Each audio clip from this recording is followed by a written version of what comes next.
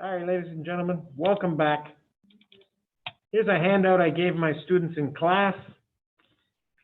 And it says that all mechanisms studied this semester are on the final. That's way too many mechanisms to do in a 2.5-hour final.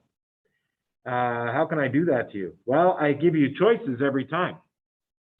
Every mechanism on the final is a choice. Only once on the test is the choice between the same mechanisms.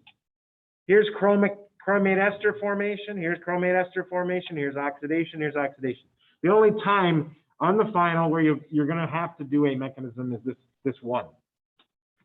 Other times, it's more like the one on the bottom of that handout, which I still have open here, and I'll show you verbally and talk verbally. So you're going to do one of these two boxes. Control save, obviously, there. Yeah, sometimes the boxes are beside each other, and sometimes they're above and below each other. Pick one. Do not pick both. You will not get both graded. I will grade the first one. If you do start the first one and change your mind, this is not a problem. If you start the first one and realize, I don't want the first one, you put an X through it and you start the second one right beside where you started. Okay? As long as it's clear that you don't want that graded, I'm fine with that. But don't go ahead and start both mechanisms. No, you will not be given extra time at the end to correct for that fatal mistake you just made. Okay? No, that is a mistake that's on you and you will live with it. So don't make that mistake. Okay? I mean, those words are pretty clear. Do one of the following two, and there's two boxes. That doesn't mean you can pick the first part of this box and the second part in this box. I hope that's clear.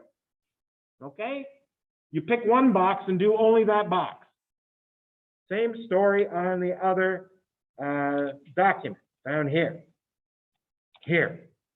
There's one down here. You pick this box or this box. And we're going back over here. And there was a small correction up here. I'm going to do the second one because we didn't do this particular hydration at all this semester. But I think a lot of you are going to like it.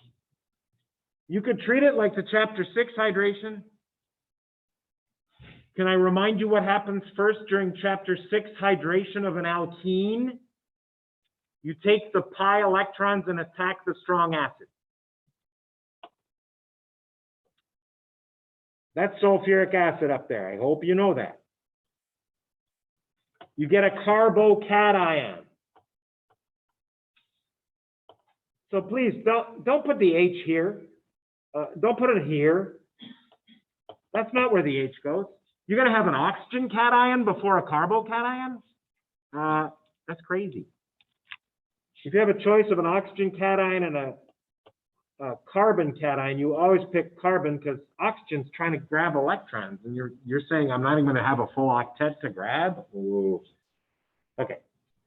And you already know this is a beautiful cation. It can resonate with the O. And then how are you going to get that second O on there? Where's it coming from, everybody? It's hydration, after all. Water.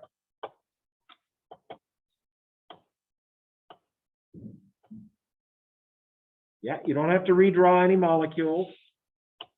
If they're on the screen already, you can use them. I guess on an exam, if they're on the page already, you can use them. There's an oxonium. What do we do? Almost every time we make an oxonium. In fact, every time you make it this way, what's the next step?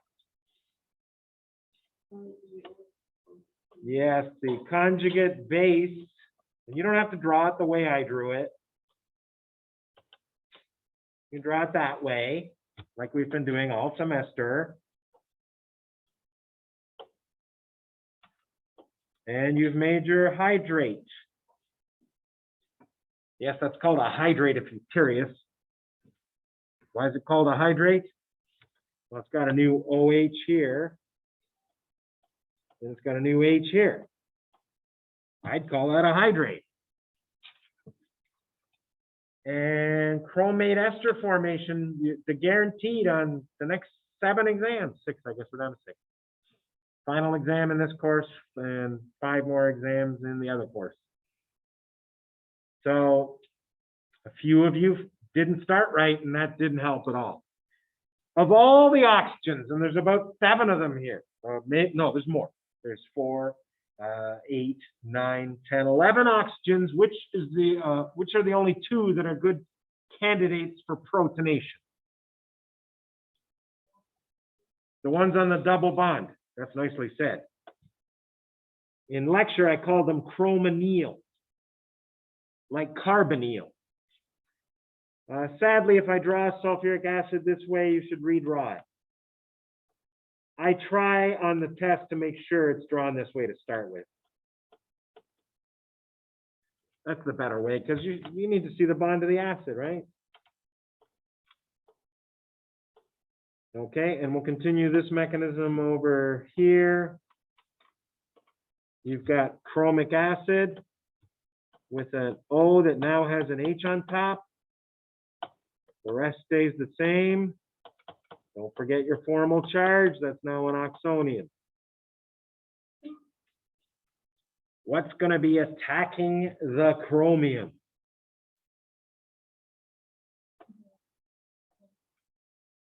The O in this thing here.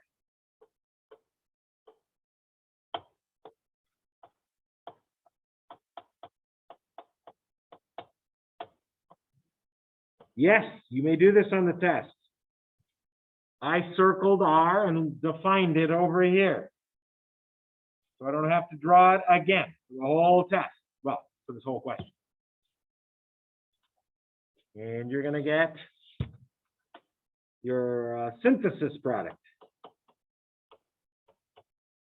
Yeah, you made a bigger molecule. That's called synthesis.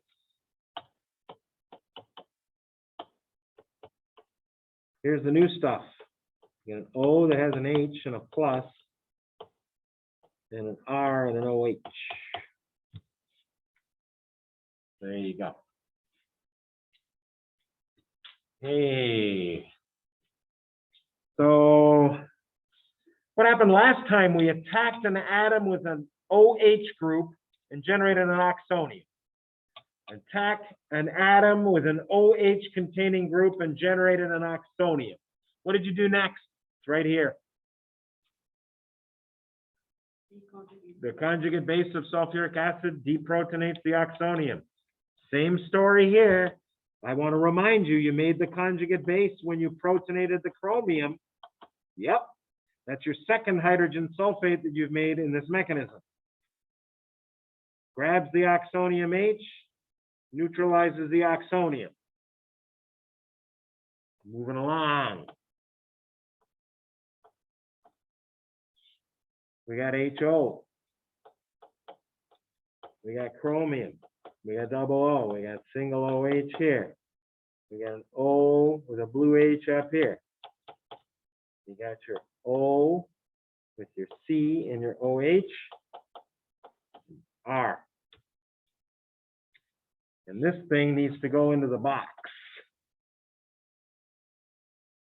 I want it to be clear that we're going here next. How do we get up there?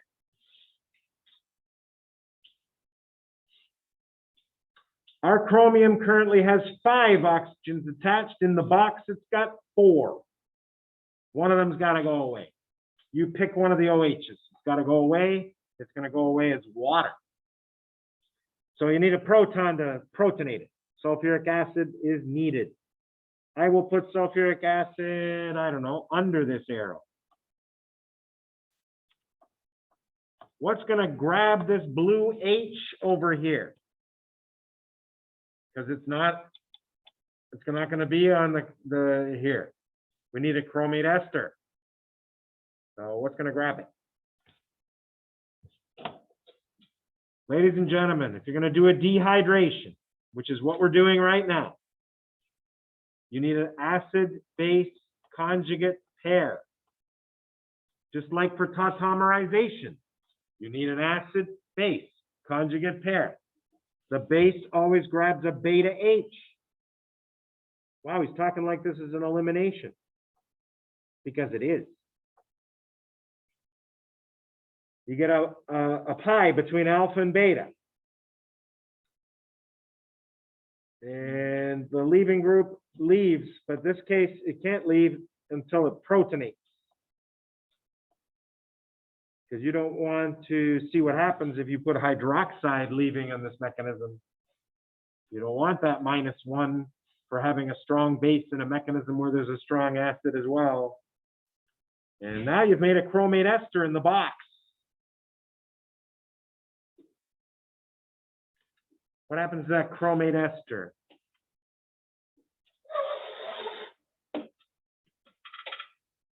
Here's where I'm seeing some issues this semester.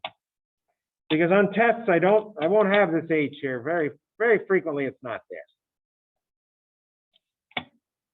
You just get the H and make a double bond. Yeah, but on the test, students were not even realizing there was an H there to take. More than half of the students did not know what H to take. So sometimes you got to pretend you don't know anything about the mechanism and just ask this. What changed in my formula? Here is a carbon that has 4 single bonds, 1 to an OH. That doesn't change. 1 becomes a double bond to O. That does change. Chromium has to go away.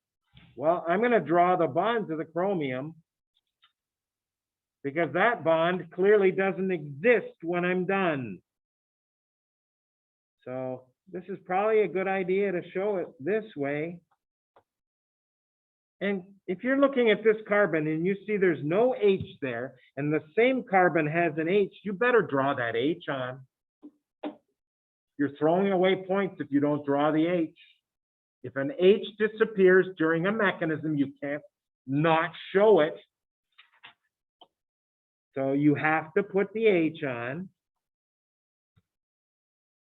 You have to realize something's got to grab that H. Now, I don't know this mechanism. I'm pretending. I look at water before and water after. It tells me where the H went. The water, when you're done, has an extra proton. There's tricks here. It's clues. So you use the lone pair on the water to grab the H, and then it looks, guys, I'm going to do this again. You grab the H from a beta position, and the electrons become a pi between alpha and beta, and the leaving group gets a lone pair. My goodness, that was right here. Grab an H, make pi between alpha and beta with those electrons, and leaving group leaves. In this case, it had to protonate, but this case it doesn't, because HCrO3 is this. There it is. That's the oxidation step at the end. It says so, oxidation step. Right there. And I know it looks there's a lot going on here. We did green first. So 1, 2, 3. And then we moved on to, was it blue? Yeah. What do we do up here? Oh, we redrew this over here. So yeah, that was going on in blue. So the first thing that happened in blue was here, 4, and then 5, and then 6, and then 7. In case you're trying to follow the sequence here. And then 8 was the oxidation at the very end. 1 step. And there you have it. Okay.